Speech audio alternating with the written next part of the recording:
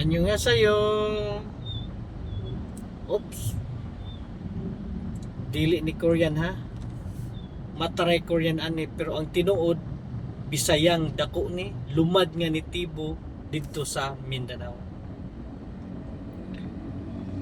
Sa dili pa di ay tamag padayon tuguti ako sa pagpaila sa atong bag-ong tambayanan nga mao ang Kaupa Vlog. Aghaton ko kamo sa paghapit kadali ug paminawa ug unsa di ay kining Kaupa Vlog. Tungod kay bag-o kini, tuguti ako sa pag explain ug unsa buti pasabot ni ining upa.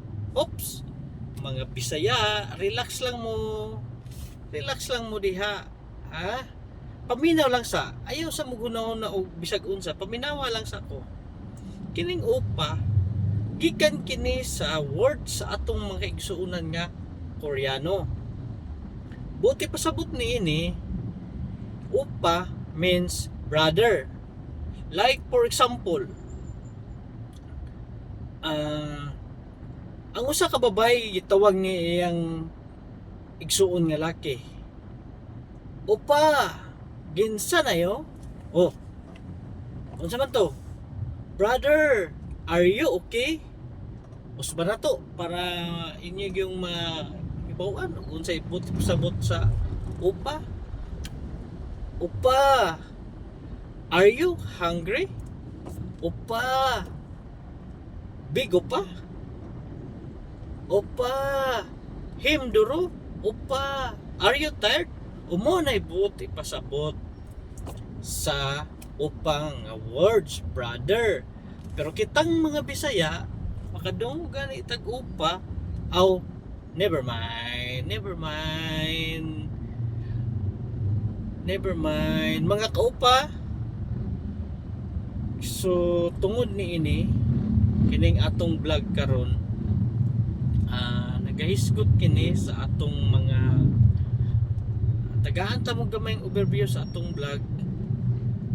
Gusto lang nako i-share sa inyo ang atong trabaho dinhi nga magserbisyo sa atong mga kaigsuonan nga mga Koreano bisan tuod og sa dali nga panahon, at least nga di sila kalimot sa atoa giunsa nato sila pag-atiman once nga naa sila dinhi sa Pilipinas.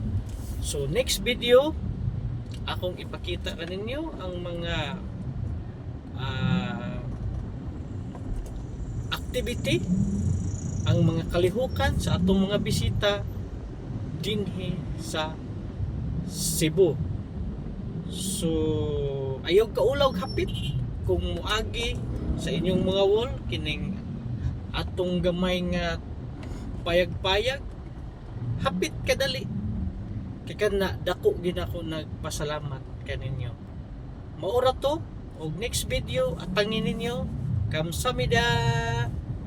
Thank you.